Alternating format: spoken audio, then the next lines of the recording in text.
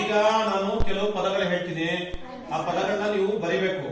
ಬರ್ಬಿಟ್ಟು ಆ ಪದದ ಮೊದಲನೇ ಅಕ್ಷರ ಮತ್ತೆ ಕೊನೆಯ ಅಕ್ಷರ ಎರಡೂ ಹೇಳ್ಬೇಕು. ಮತ್ತೆ ಆ ಪದದ ಒಳಗಡೆ ಎಷ್ಟು ಅಕ್ಷರಗಳು ಬರ್ತವೆ ಅದನ್ನ ಹೇಳ್ಬೇಕು. ಈಗ ಉದಾಹರಣೆ ಹೇಳ್ತೀನಿ ನೋಡಿ, ಯಾವುದು ಅಂದ್ರೆ ನರಿ ಅಂತ.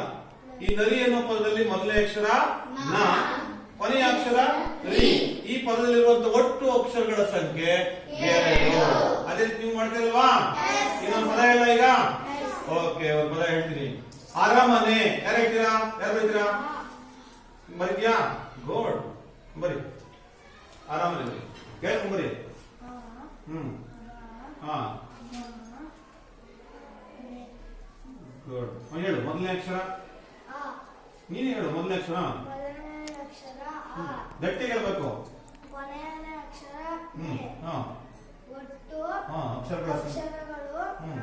ವೆರಿ ಗುಡ್, ಚಪ್ಪಾಳೆ ಹೊಡೆದಿ. ನೆಕ್ಸ್ಟ್ ಇನ್ನೊಂದು ಪದ ಹೇಳ್ತೀನಿ, ಓಕೆನಾ? ಅದನ್ನ ಮಾಡ್ತೀರಾ? ನಗರ. ಯಾರು ಬರೀತೀರಾ? ನೀ ಬರೀತೀಯಾ? ಬರೀ ನೋಡೋಣ. ಯಾಕೆ ಬರೀ? ನಾ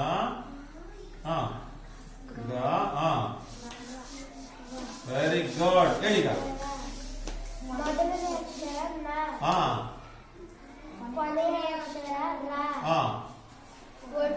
ಅಕ್ಷರಗಳ ಸಂಖ್ಯೆ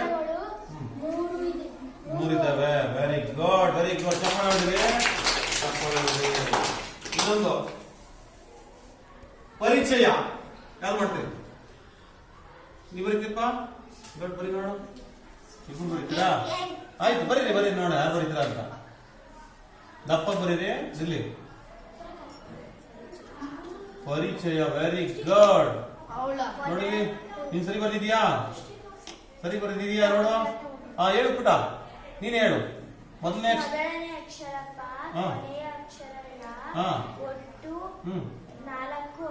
ವೆರಿ ಗುಡ್. ಒಟ್ಟು 4 ಅಕ್ಷರಗಳಿವೆ. ಇನ್ನೊಂದು ಪದ ಇಲ್ಲ, ಇನ್ನೊಂದು ಪದ ಇಲ್ಲ. ಅಪರಿಚಿತರು. ಯಾರು ಹೇಳಿ ಬರ್ತೀರಾ? ಅಪರಿಚಿತರು. ಬರೀತ್ಯಾ? ನೋಡ, ನೀ ಬರೀಪ್ಪ. ನೀನ್ ಬರೀ ನೋಡೋಣ. ಅಪರಿಚಿತರು ಹೇಳ್ಕೊಂಡ್ ಬರೀ. Very good.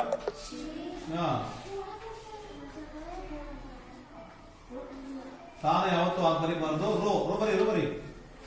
ತಾನ ಕೆಳಗಡೆ ನಿನ್ ಬರೀಬೇಕು. ಹೇಳಿ.